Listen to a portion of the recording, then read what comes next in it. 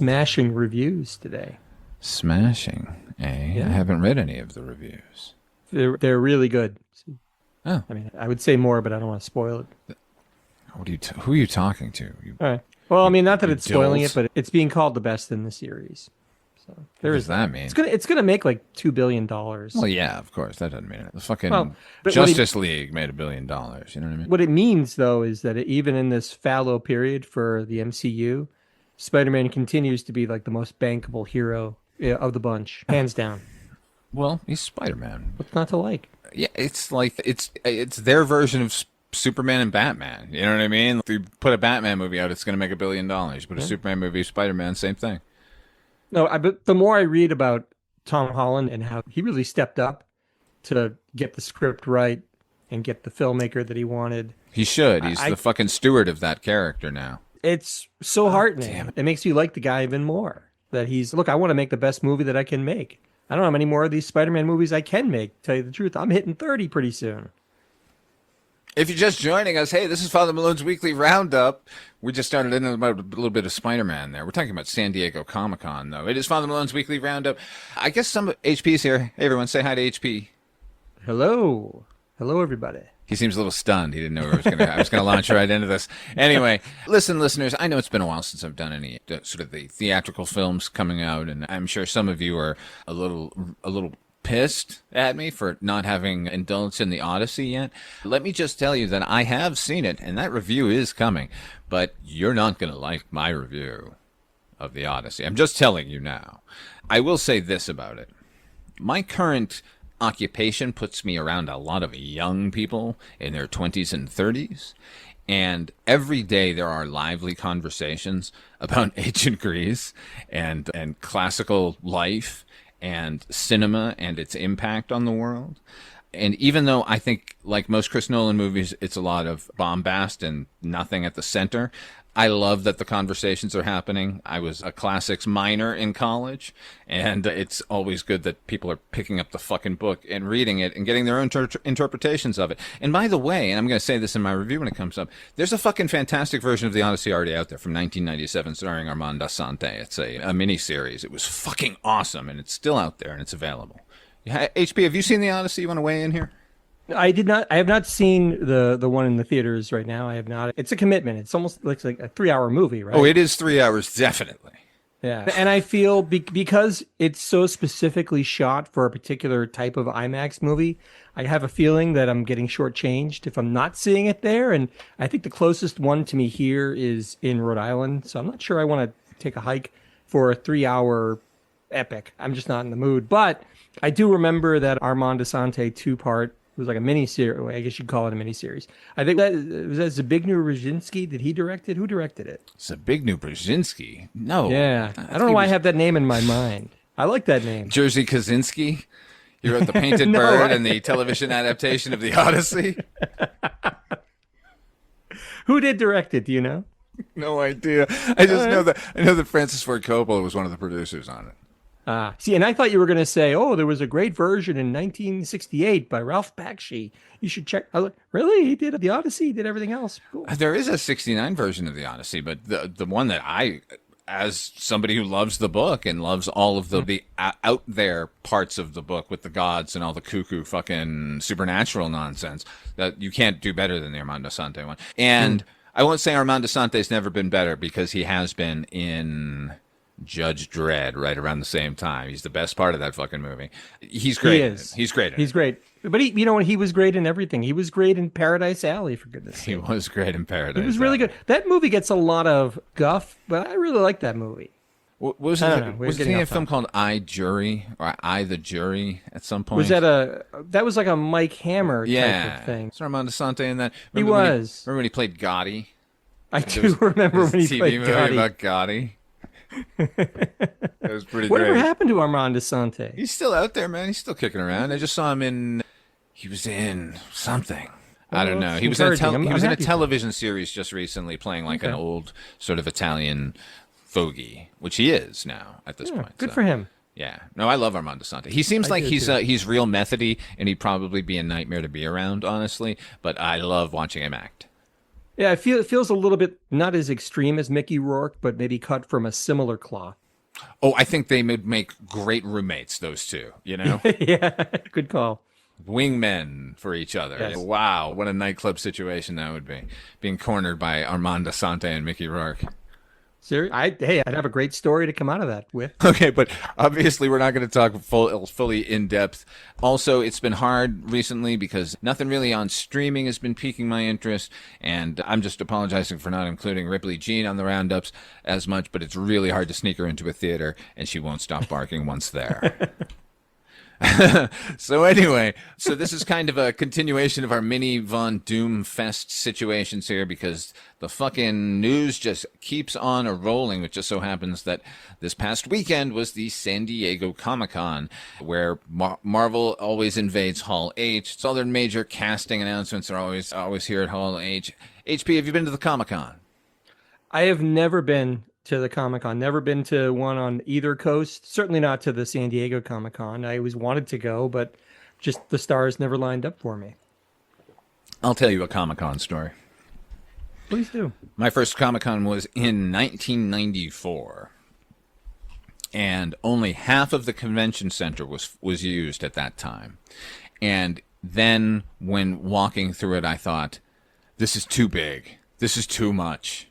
Little did I know how large it would actually become. At the time, there was very little more than comic books and whatever latest comic book or genre movie was about to debut, or TV series, or basically all the low-key stuff that was still nerdy and wasn't just everyone trying to make a big buck, or there were no internet stations there and no fucking...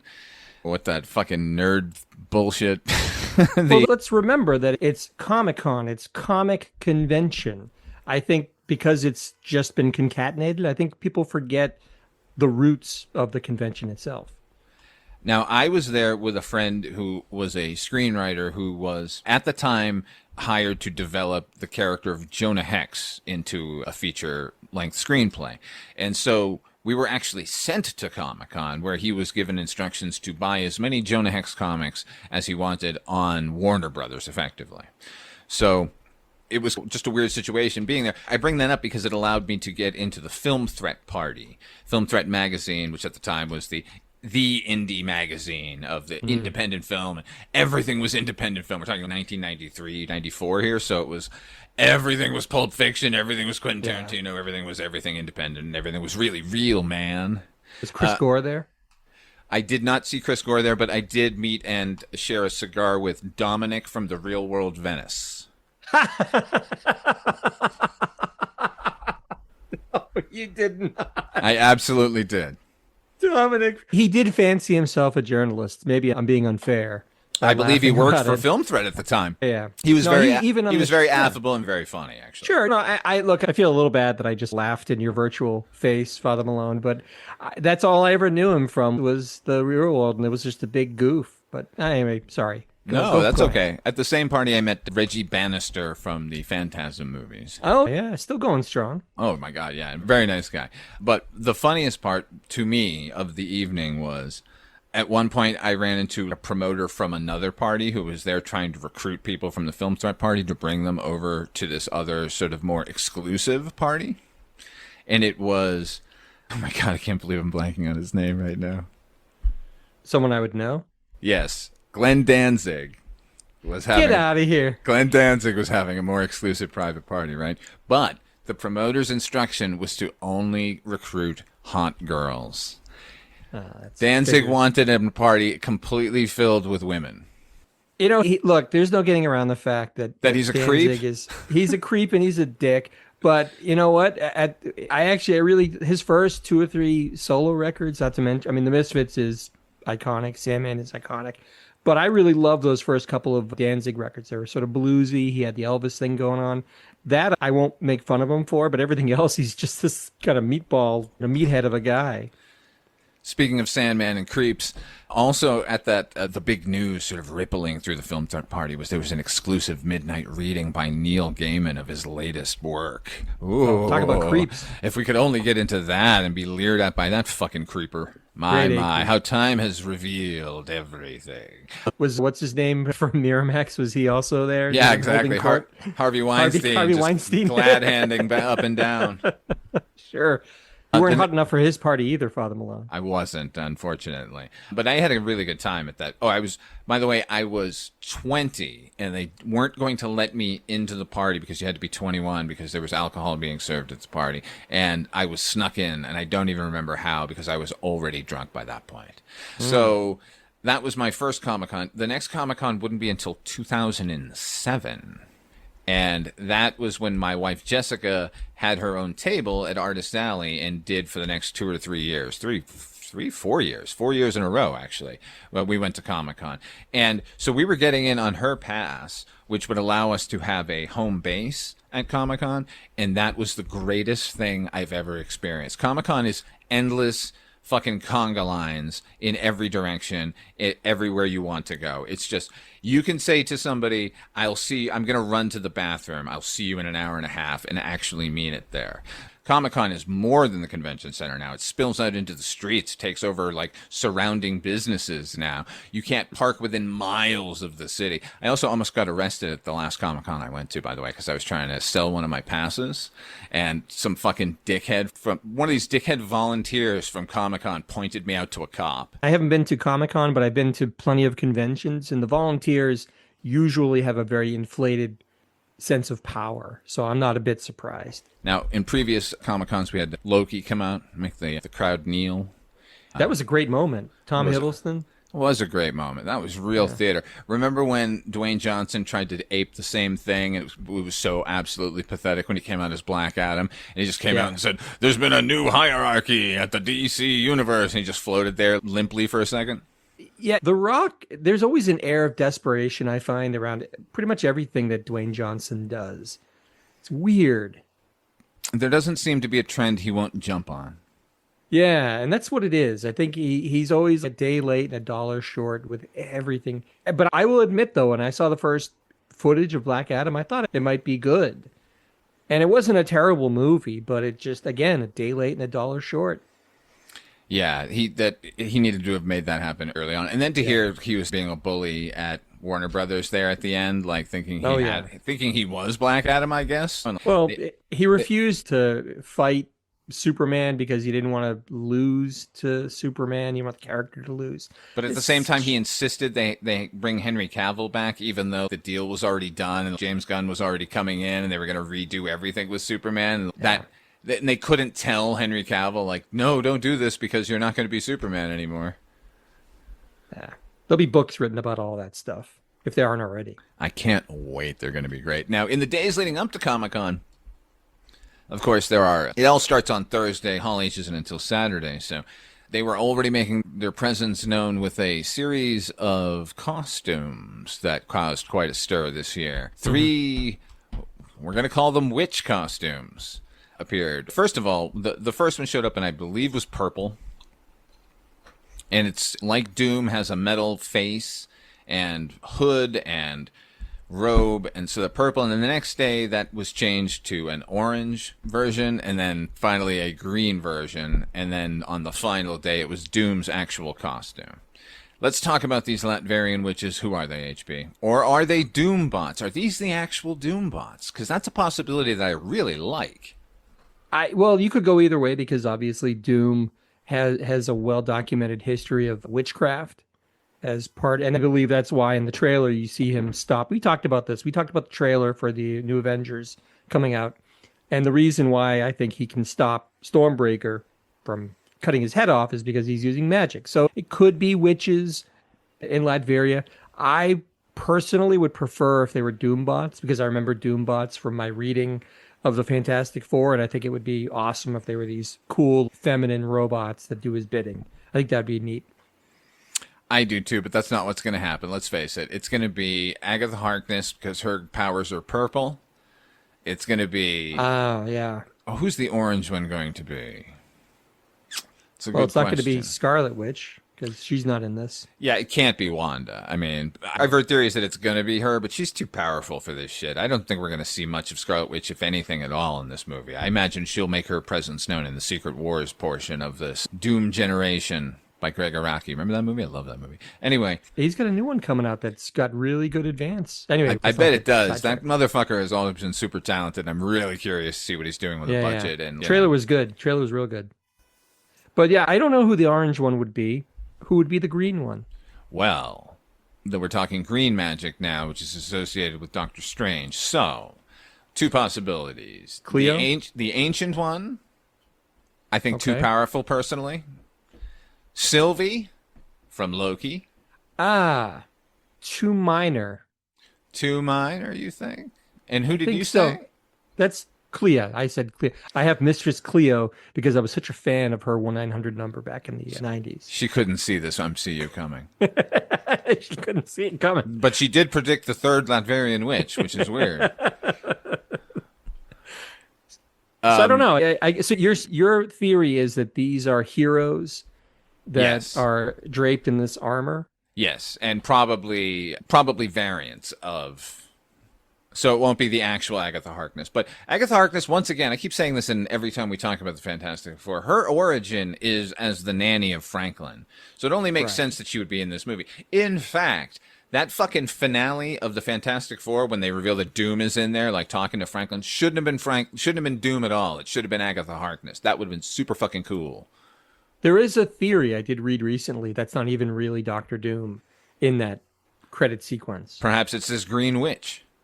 Could be because you never really see him or his face, so it could be. Now, my question to you is, when they showed Doom's, that's not a question, it's more of an observation, I guess. Yeah. When they finally showed Doom's costume, did you get a look at the medallions he's sporting? I didn't get a good look at them, but I read a lot of conjecture online as to what they all represent. And it's like all this sort of magic, these sort of magical totems that he's festooned his armor with. I think it's a great idea. It definitely is. Now, the prominent ones are the left and the right. The left is Thor's hammer. So specifically, he's got magic to counter Thor's hammer. Ah, The other one is Captain Marvel's symbol. her symbol or Nova? Ooh, it looked like Captain Marvel's symbol, honestly.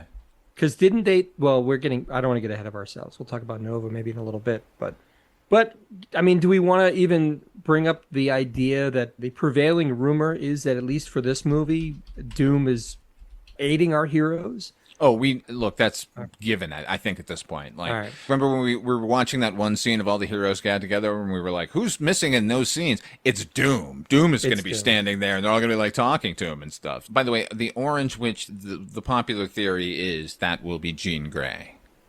Okay, that fits. I think so. It's phoenix colored, I guess. I don't know. Maybe that's a reach. That's what just people are saying, but it makes sense to me considering we're probably getting her as the villain of Spider-Man. To a certain degree, all of this conjecture reminds me of having 5 people look at a cloud up in the sky, and one person goes, "Oh, that looks like an elephant. No, that looks like a dragon. No, that looks like my mother. That looks like a smiley face." I mean, people are seeing in these sort of costumes and accoutrements what they want to see, and it's fun to say, well, it could be fun to guess about it, I guess. All right, let's skip around with the announcements here because some of the things are just happening. They mentioned Vision Quest is coming out. They mentioned Spider-Man's coming out, and John Bernthal came out and was like, hey, what are you doing there, Kevin Feige? Show my clip. But really, there were 3 major announcements, and let's take them out of order. And since we're already talking about Doomsday, let's talk about the Doomsday panel, which, again, didn't really tell us much of fucking anything. It brought out a couple of surprises, I guess. Peggy Carter's definitely in the movie because she came out on stage. Fucking Ryan Reynolds showed up to Oh, and bore us with his tired Deadpool act. well, I mean, I will say this: it did seem to be a little bit. He was off his game. It wasn't like the laugh riot that I think they were hoping for. But I did like. The funny part was everyone was conjecturing, "Oh, what does it mean? He has this blue suit. Is he part of X-Force?" But the actual fact was just a play on the Canadian tuxedo. It was a denim. It was a costume, Deadpool costume made of denim, and I thought that was a good joke. Oh, I didn't even get that joke. I honestly thought it was X-Force. I thought No, because I thought he he was had going to be an X-Force. no. It was made of denim, and he had Was a it little really? Canadian flag. Yeah, Holy fuck, that's it awesome. was his Canadian tuxedo. I thought that's a great Oh, joke. no, don't make me like Ryan Reynolds. He's a creep. I don't like that guy. I look, he and his wife are, from what I understand, both creeps. But I am an unabashed Deadpool fan, Well, there despite you that. go. Then you must have been stoked that he was there. Now, does that Well, confirm that he's in the movie, or is the joke there that he's not in the movie? That they basically said it like, when did we start filming? no, I think, like you said, with some of the other characters, he will be in Secret Wars. He will not be in Doomsday. I don't I think. think he's going to be in Doomsday. Actually, I bet he'll start the movie Doomsday. He might be in the post-credit sequence, but I don't think he'll have a featured role. I could be wrong, but I have a feeling that they're going to save him for Secret Wars. Are you betting, listeners? Do you want to place bets on? No, anyway. They did that really painful thing where they put the X-Men and the Avengers on different stages, but they're all in the same room. Just bring them up on stage. Unless they're coming out in full fucking costume with lasers shooting around the auditorium, just bring them out. Anyway, I found that embarrassing, just like I always fast forward through the Russo brothers whenever they come out to talk about anything. Yeah, not a lot of charisma there. Good God, man. It was just a sinkhole of charisma. Did you see the footage? Now, that's the real thing. Did you happen to see the leaked footage of what the audience in Hall H got to see? I didn't, and I usually kind of try to avoid that because it's always just crappy cam footage from the hall, and I feel like I don't know, it loses a lot, and I have to kind of use my own imagination. Sometimes you can't even hear what they're saying, and all. No, I didn't see the footage, but we can tell me about it. I'm curious now. Okay, yeah, I've seen it from 3 different angles now. 2 of them were terrible. 1 of them was pretty fucking good. So Is it still up? Can you send me the link? I will find it. Okay. I will not post it in the show notes, though. No. Please That's don't. not what I'm trying to do here, folks. I'm just letting you know that footage is out there, and you can probably find it if you're actually looking for it. So the footage is lots of other minor shots of characters from different angles that we haven't seen. And it's being narrated by Sue Storm. And she's talking about Victor. And she's saying that Victor was always the smartest man in the room. And that he used to be different. And then there was a tragedy and he lost his wife and child. So that's confirmed now that this is all a revenge story on Doom's part, right? And then they showed the entirety, not the entirety, but much more of the Thor versus Doom thing. And before Thor comes swinging in, he says, "You will beg for hell long before I grant it." And then he swings in. Doom stops the blade. And he says, "Hell answers to me, for I am Doom." And he swats Thor away. And then all of the Sentinels that are in pieces behind him rise up as gigantic fucking building-sized monsters. And that's the end of the trailer. I gotta say, it's a spectacularly epic shot. You know what's interesting about that you say that? Funnily enough, one of the things I was more focused on with Comic-Con, with the news coming out of it, was actually the toy companies. Ooh. I'm a big fan of Hot Toys. They produce the most incredibly detailed figures that you'll ever see. They have moving eyeballs. They're crazy. We've talked about it at length at times, Father Malone. But you need oven mitts to pick them up. you do. You can't. You have to keep them in a humidity-controlled vault so they don't degrade over time. But they, as part of the announcements coming out of Comic-Con, they announced they have a Magneto figure, they have a Cyclops figure, they have all these figures, a Doctor Doom figure, obviously. And all of these figures, they all have little like pedestals and tableaus that you pose them in and everything. And every one of those figures, Professor X is there too, they all have pieces of what you can kind of tell are Sentinels. Like Scott Summers has a hand behind him. I think Magneto has the head of the Sentinel behind him. So this all, I mean, obviously, this indicated to me, yeah, we're going to see the Sentinels in some way, shape, or form. But what you're saying kind of ties all that kind of together in a funny way. Yeah, they're 100% there. They're unmistakably Sentinels. Now, when Doom is using magic to revive them, perhaps we're now calling them, but their design and their function are to wipe out the X-Men. Interesting. Yeah, so okay, so that's How was his accent? How was much better, much better. I mean, him whispering stuff isn't going to do anything. He did a little bit of it at Comic-Con, which didn't sound great to me because maybe he needs dialogue to read in a booth. Can I pause just for 1 minute? Just as a side note, we've talked about the pros and cons of Robert Downey Jr. as Doom and why they did it and so forth. If you had the ability right now to turn back time and recast Doctor Doom, one actor, Father Malone, I have one in mind already, so I'm a little unfairly putting you on the spot. Who would you have cast for Doctor Doom? Mads Mikkelsen. Oh, I think you said that last time we talked about this. I'm going to always say Mads Mikkelsen because he's Doom. Huh. Okay. Yeah. Actually, you know what? Unfortunately, they cast Daniel Bruhl as Baron Zemo, but he should be Doom. See, and I went in a different direction. I was actually thinking, and don't laugh, George Clooney. Wow, that's great. That's great. Because he's so classically handsome. I don't know about the accent work. Put him under the mask, make him do an accent. Fuck yeah. Yeah. Just say, you're just redeeming yourself from Batman here. Got the chops. Wow, that's a great idea, HP. I almost called you by your full name. That was such a good idea. It just kind of came to me. But anyway, sorry, I don't mean to. What about you, listeners? the flow. I never ask for your input. Fucking write in, comment on the stuff at midnight_viewing. That's Instagram. Go there, message me. I'll put a fucking poll up or something, but somebody write in. Let me know who you would want for Doom. I say Mads Mikkelsen. HP says George Clooney. HP is correct. That is not true. There's no right or wrong answer here. Oh yeah, there is actually. George Clooney's the fucking right answer, brother. The footage. I'm sorry. So I do like the footage a tremendous amount. I still think this is Infinity War meets fucking Civil War. Honestly, and there's no getting around that. It's going to be fun because we're going to see a lot of fucking people that we don't normally see together kicking ass and taking names, right? We're going to see the X-Men. We're going to see we've already mentioned this in the fucking trailer breakdown. But I hadn't seen anything in that trailer that kind of took my breath away. And Doom and his new Doom bots, I'm calling them, was pretty fucking epic. Looked great. So I understood why they held that footage off for Comic-Con. Sure. No, it's cool. Sounds great.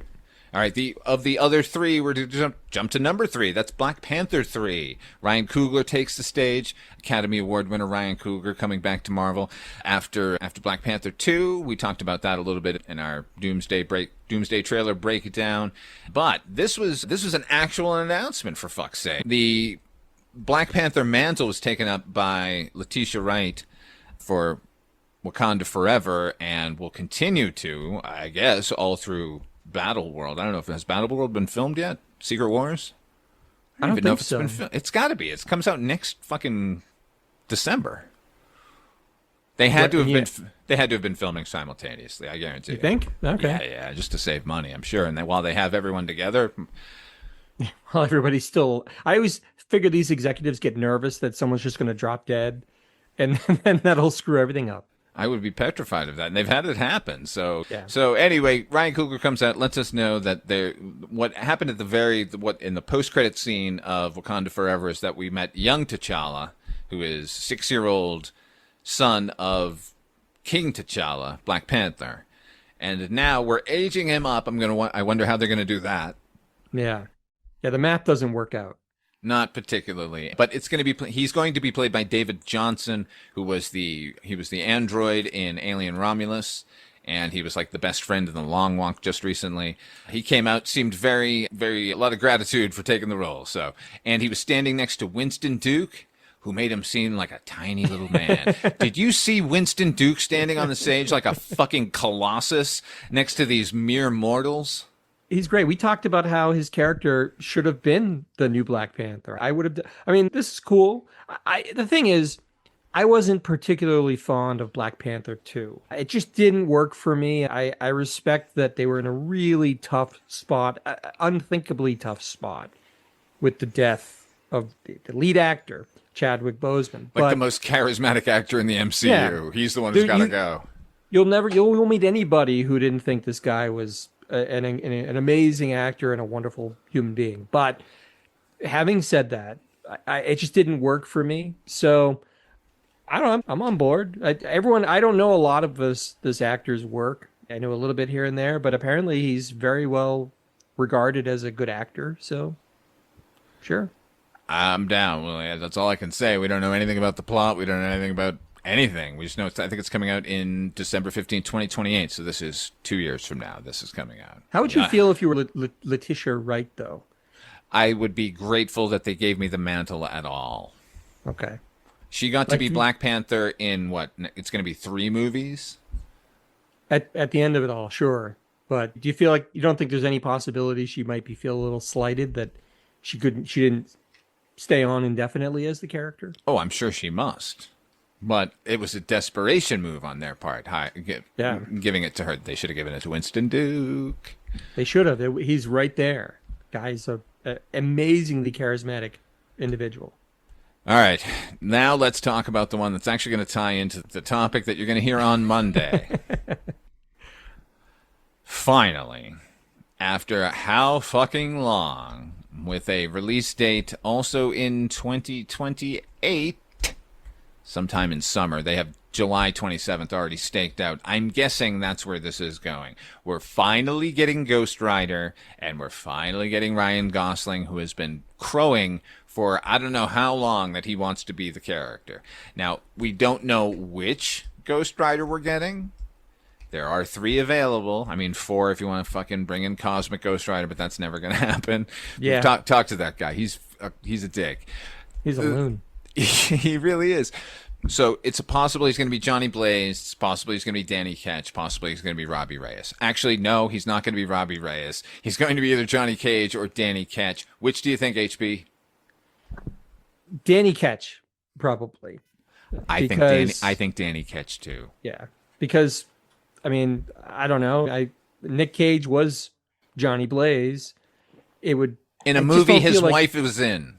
Right, exactly. Eva Mendes was in it, so it just feels like they're going to go for the less known character, and he's going to make it his own. But I don't know. So, what are your thoughts? I already know you're not incredibly fond of the director. No, no, I'm not. Honestly, I think he is a passable action director, a passable comedy director, and I was really hoping they would have given us a horror director here because Ghost Rider is a horror character. So when they hired Sean Levy, what they told me was this is going to be a bit lighter than you wanted it to be, and it's going to be more action-packed than you were hoping it was going to be. Sure. So already I have problems with the film. It's the ink isn't even dry on the contracts yet, and Father Malone is already making his opinion known. Now, I agree with you. I do think this is going to be Danny Ketch. I think just because... Okay, you want to hear my crazy fucking theory? Always. I think in Battle World, we're going to get Johnny Blaze and Danny Ketch together because they were a duo for a little while known as the Spirits of Vengeance. And I think that was such a popular title, and it's such a good way to hand it off that we meet one and then get the other. I think that's what's going to happen. That at least in my weirdo nerd Marvel horror heart, we're going to get the Spirits of Vengeance in Battle World. By Johnny Blaze, you mean Nick Cage. I definitely mean Nick Cage, yeah. He Technically, did they use- don't even need Nick Cage because, let's face it, he's a flaming skull. Right. But Nick Cage just did that Spider Noir thing, so he's You know he'll be down. yeah. Oh, he would be down. They may not even have to pay him. He'd be so down for it.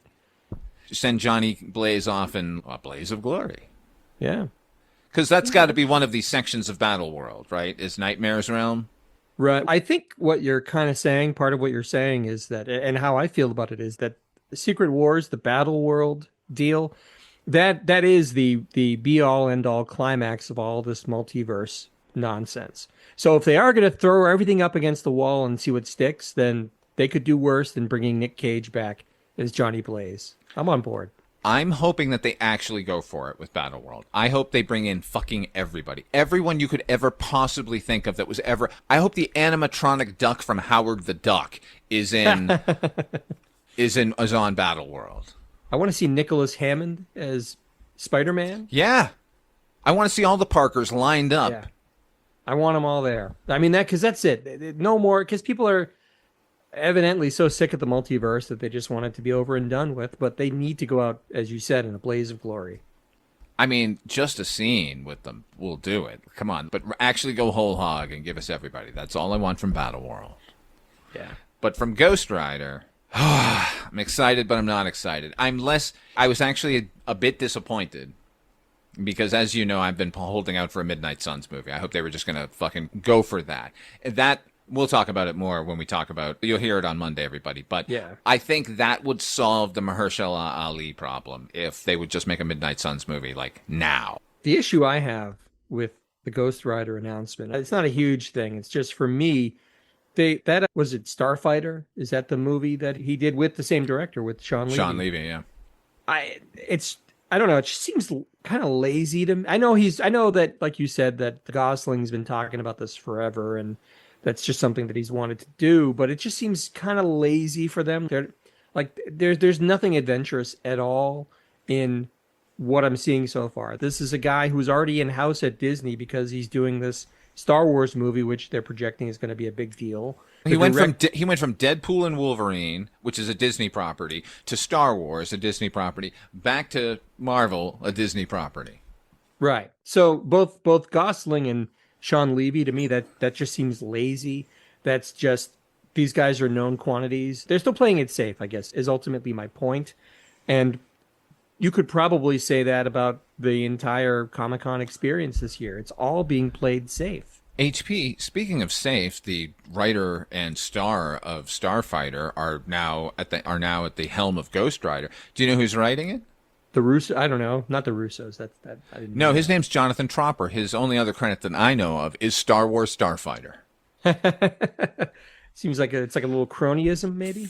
I really fucking hope Star Wars Starfighter is fucking awesome at this point. Better be. Fucking better be, man, because they're taking on Ghost Rider. This isn't some Werewolf by Night situation. This isn't Morbius the Living Vampire. This is fucking Ghost Rider. Get it right. Rant over. No. I just, like I said, I kind of greeted the news with a bit of a shrug because I was like, well, not What? that I'm How not dare you? I got huge- so excited. No. So I'm not the biggest Ghost Rider fan. Everyone knows who Ghost Rider is. I mean, how could you not recognize his flaming visage? But the Gosling didn't excite me for the movie, and the director, I kind of said, well, that's fine, whatever. I like Deadpool Wolverine. That was good. I don't know. Just these guys, I feel like Night of the Creeps, thrill me. Prove it to me that you guys deserve to be in this position, and then I'll eat my words. But until then, I'm just going to be very dubious about the whole thing. Overall, a completely underwhelming presentation by Marvel this year. Okay, what else did they announce? Anything movie-wise? Nothing. Although there are some holes in the schedule. Theories are we're getting an X-Men movie in between, I forget when. It would have to be after Secret Wars, so that would be early 28. And they've announced that there is no film until Secret Wars from Marvel after Doomsday. Do you have a different list? No, I was going to say it wasn't formally announced, but Feige did make an oblique reference to an upcoming Nova movie. So is that about Nova, particularly about the Nova Corps? No one knows. Could be either. God damn it, Feige. Let's By not the way, forget, John C. Reilly played Nova in the Guardians of the Galaxy movie, so no, he there is didn't. that. Yeah, he did. He was in the Nova Corps. He was part of the Nova Corps. He wasn't. He Nova. wasn't Nova. All right, he wasn't Nova, but he was part of the Corps. That kid from the fucking Will something or other. He was in that fucking RV movie with Jennifer Aniston and Jason Sudeikis. Will Poulter. Will Poulter. Yeah. No, he wasn't Nova. Oh no, he's Adam Warlock. Yeah. Touche. Turnabout, my friend. All right, but who's Nova then? I don't know. We haven't met Nova? Maybe we haven't seen him yet. We haven't met him yet. But my point is, we went down a rabbit hole. There is something announced obliquely about a Nova movie, because what the exact quote was that he was asked if a Nova movie was happening, and Feige said something to the effect of, I don't know a damn thing about it, but it's a movie.